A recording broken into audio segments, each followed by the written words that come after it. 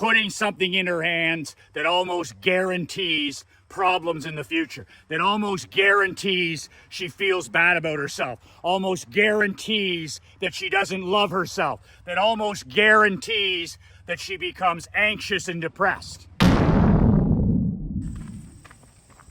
Here's a picture I want you to take a look at. As a husband, as a father, as a grandfather, as a badass king.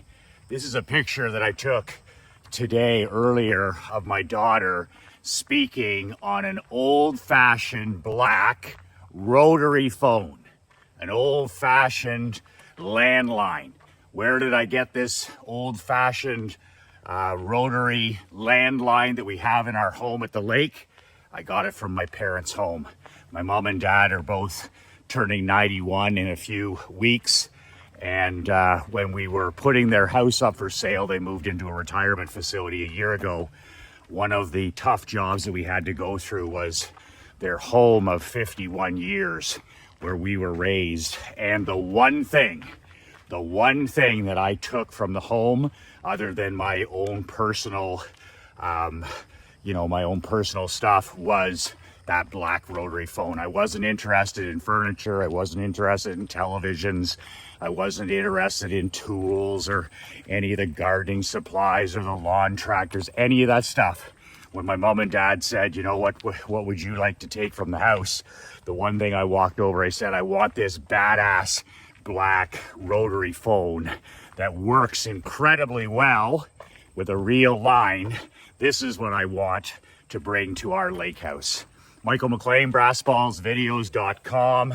I am an ex-professional hockey coach, ex-amateur championship hockey coach turned 8-figure entrepreneur. I am a husband, a father, and a small business owner like you.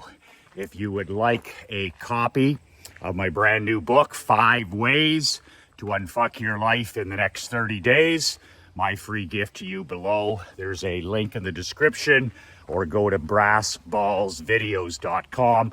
Put in your email and I'll send you a digital copy, complimentary copy, within 5 minutes of receiving your request. Just a word of warning about that book. My new book is not every entrepreneur's cup of whiskey. It's only 22 pages. You can print it off and read it in 25 minutes. But I wrote this book a couple of months ago for champions, not for chumps.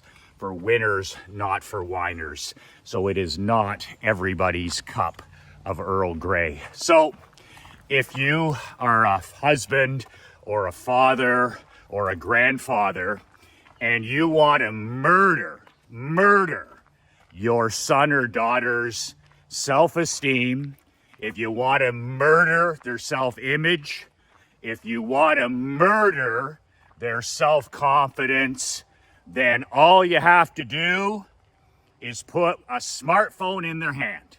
That's all you got to do. If you want to be a dad parenting malpractice is a good word.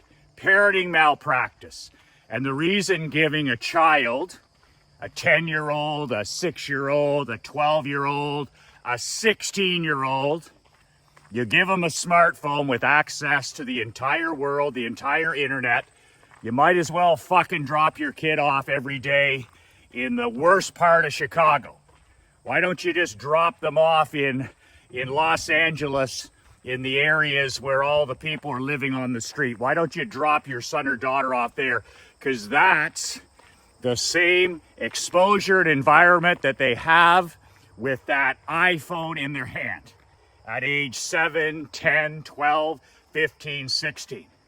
And on top of it, now studies prove that a smartphone, the addiction to smartphone, it's not a phone, it's an entertainment, it's everything but a phone. Steve Jobs designed the smartphone as everything but a phone. The last thing they wanted you using, if the phone was for the phone, they want you doom scrolling, they want you texting, they want you messaging. The last thing it is a phone. So it's parenting malpractice. And this is the reason there's no fucking iPhone in my ranch or my kingdom. I have an 11-year-old daughter, and she's never, ever been on a cell phone She's hardly ever been on a screen. She listens to audiobooks. She reads real audiobooks. She's at the age now where these other civilian tomato can parents are giving their kids, you know, their first smartphone. Oh, we gave her a smartphone for her 10th birthday. You've got brain damage. You're a lousy fucking parent. Or, you know, oh, we gave her a new iPhone for her 12th birthday. Aren't we the greatest parents? We're her BFF. Lousy parent. It's parenting malpractice. It's parenting neglect. I tell it to their face when I see it. And it's parental abuse.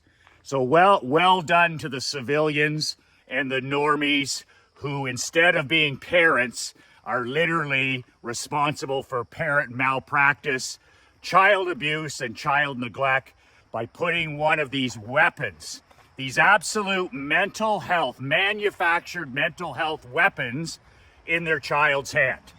And studies have shown recently, and this is no surprise, that a smartphone, an iPhone, is more addictive than heroin, more addictive than crack cocaine, more addictive than cigarettes, tobacco, more addictive than any drug. And parents boast about giving it to their 8-year-old or their 10-year-old or their 12-year-old. And then within a few weeks, these are the same parents that come to me when I'm coaching their kid in hockey, or I'm coaching the father in one of my masterminds or one of my programs. Man, we've just lost our daughter. We've just lost our son. We've just lost connection. No fucking shit. Really? You handed him a gadget, you handed her a gadget that's designed to do exactly that. It's designed to kill their creativity. It's designed to murder their self-esteem. It's designed to slaughter their self-image, and it's designed to destroy their personal their self-worth. Can you imagine? It's especially toxic and radioactive for your daughter or your granddaughter. Think about it. You're 10 years old. You're 12 years old. Think about back to when you're 14 years old. And you know, we just want to fit in, right? We're young kids, we're teenagers, and you know, bullies used to be enough, or somebody would say something nasty, and that's hard on the self-esteem, that's hard on the self-image. And your confidence is very shaky at this age. You hand a kid a smartphone, especially a daughter, and you're literally murdering her fucking self-esteem. You're literally murdering her self-image, because now she's exposed to an entire toxic world of critics and haters and doubters and online bullying. And then we wonder why teen suicide age 12 to 18 is up 72 fucking percent. 72%. The success rate of kids age 12 to 18 are more successful, 72% are more successful killing themselves than post-pandemic. On screens, on anti-social media, and that gadget in their hand 24/7. They're not getting proper rest. They've got no focus. An iPhone or a smartphone is designed to destroy your focus. It's designed to make you anxious. It's designed to make you depressed. It's designed to destroy your focus and your concentration. And then the long game is for people to become sedated, medicated for life. Why do you think we've got all these records of Alzheimer's and dementia, and now we've got with depression and suicide and stress and anxiety and worry? Are you kidding me? 24/7 connectivity. It's like an umbilical cord to a toxic swamp. TikTok. You see kids now, I call it TikTok brain. The inability to even focus for 3 seconds. Depression, anxiety, just swimming in a pool of toxic bad news. before bed, first thing in the morning, at school, at sports. Let me just tell you how powerful it is taking these things back out of the hands of our teenagers and our children. I finally won in 2019 what they said was impossible, a Barclay Cup Junior Hockey Championship. They said it couldn't be done. A small town like ours couldn't beat the big city. A blue-collar program like ours couldn't beat a white-collar program. And we did it. We won it all in 2019. But when people ask me, they say, Michael, how did you do it? Nobody won a Barclay Cup in our community for 23 years. How did you do it? And they expect me to say, well, you know, goaltending and defensive systems and power plays, which is all important. But the most important decision, the most powerful decision I made that year as the coach and the leader, I took those fucking phones away. I had 23 athletes. I had trainers, assistant coaches, and myself included. And every second we were at the arena or the weight room or the video room, we were 100% present. I banned cell phones, everybody, coaches, players in 2019. They weren't allowed to bring them in an arena, whether we were at home or in the road or practicing. No cell phones in the building. And I'm telling you, we wouldn't have won without it. We had a dialed-in, focused team like no other, and we were competing against other teams where the players were texting and messaging between periods. They're never paying attention, never focused. It was a stacked deck in our favor. It's no wonder we won. By taking the phones away, we were on the power play all season long. It was like we had an extra player on the field. We loaded the deck in our favor. I did the same thing in all of my businesses since 2015. I had enough of the adults in diapers. I had enough of the fucking babysitting. And I'm talking about white collar people in the insurance business that are making $60, $70, $80, $100,000 a year. And they couldn't stay off their fucking phone. So after trying to babysit these people for years and years, oh, don't worry, I'll just keep it in my purse. Oh, don't worry, Michael, I'll just keep it in my drawer. I had enough. I'm paying for their mental attention, not just their physical work. And I made them all sign contracts in 15, and I took 23 phones away, and we put them in lockers, and we locked them away. They could get them back at lunch to get their junkie fix. And then at the end of the day, I had 23 people in my insurance business who were focused, dialed in, and it gave us an extra player on the field. We had a stacked deck against our competitors because the other insurance agencies had all these punch-drunk tomato cans on their phone all day, making mistakes, making errors, screwing up files, costing the productivity. Our productivity, it didn't go up 10%, it went up 300%. Our productivity at the hockey arena, when I took the phones away from our athletes, our productivity didn't go up 25%. It went up 300%. Instead of me coaching zombies and fucking clones and drones, I started to coach human beings. People that were actually dialed in and willing to learn and to coach and to work. Same thing in the insurance business. I went from hiring and employing a bunch of zombies, a bunch of manufactured mental ill people, to having 23 people dialed in like the old days. So then when I started my barber shop, 7 times in a row, 6 number 1 in the country, I did the exact same things. Barbers are notorious like everybody else. If they're not cutting hair, they're checking their phone. Not in my world. I put up those steel lockers like I did at my other business in the hockey team. And when my barbers clocked in, they put that phone away. No fucking around. I take the phone away because the addiction is so strong.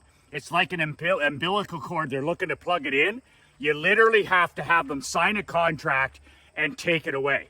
And my barbers were the same as my insurance people. They'd get it back on break or they'd get it back at lunch. And like good little iPhone junkies, they'd get their phone back and they'd spend the next half hour or hour, doom scrolling. And just fucking pathetic. But that was their time, not mine. So I stopped the stealing of time immediately. In the insurance business, in the barbershop business, my masterminds, when I do live masterminds, there's not a fucking phone in that conference room. Not one.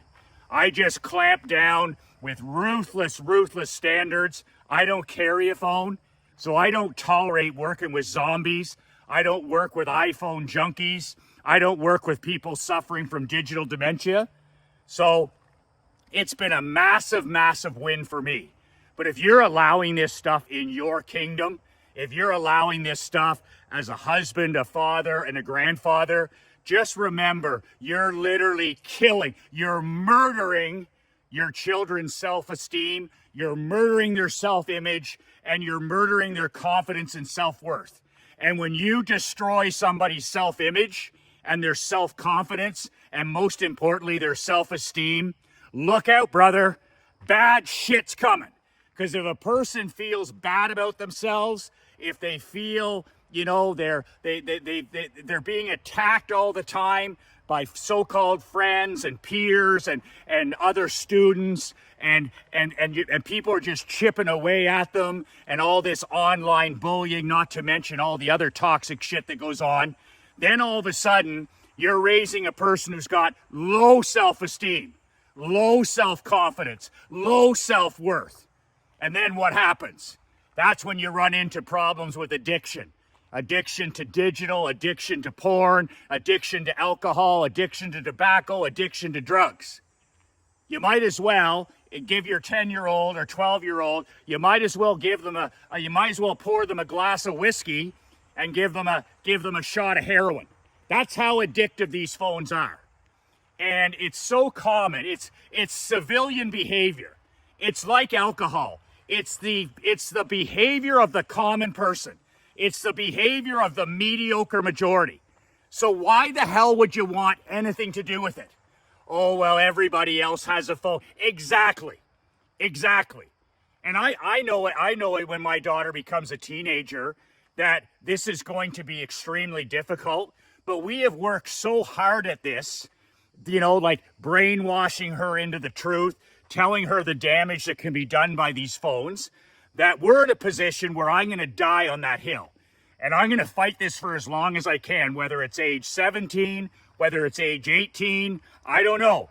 But I'm going to die on this hill. And so far, we've got almost 12 years under our belt where she hasn't had the damage that's done by screens, especially 24/7 iPhones and so-called smartphones. So I take pride in the fact that when my daughter's friends call, okay, the landline in our home rings. And if we're not having supper, we don't take calls, nobody interrupts our supper. If we're not having dinner and her friend calls, she'll get up and she'll talk on that landline like I did when I was a kid, where you got the long cord and you're trying to get away from your parents and you're trying to drag it inside the bedroom so nobody hears. That's exactly what I want. And it just shows her that, you know, there's accountability. It shows her that these are dangerous weapons and that we're not going to tolerate it. So we've just opted out of this normie civilian manufactured mental illness.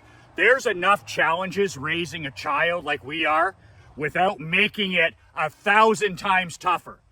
You know, putting something in her hands that almost guarantees problems in the future, that almost guarantees she feels bad about herself, almost guarantees that she doesn't love herself, that almost guarantees that she becomes anxious and depressed. What the fuck could a person, a father or a mother, be thinking when they hand a phone to a child or a teenager? It's absolutely parenting malpractice. And if you're responsible for it, it can be changed. And if you've already let that horse out of the barn and you're too much of a cupcake to make a difference, at least have it in your home where it's locked away after 6 p.m. or it's locked away because you don't have a fucking clue what's going on with them. You don't have a clue what's going on with their phone. And that's parent neglect, that's parent abuse, and that is parent malpractice. You can download a free copy of my book below, 5 Ways to Unfuck Your Life. It's a complimentary gift. It's for lions, not for sheep. It's for kings, not for poodles. brassballsvideos.com. I appreciate your comments, your likes, and your follows. And if you want a copy of my book, put your email in at brassballsvideos.com and I'll send you the free digital copy within 5 minutes. 2 words that changed my life, 2 words that can change yours. Be relentless!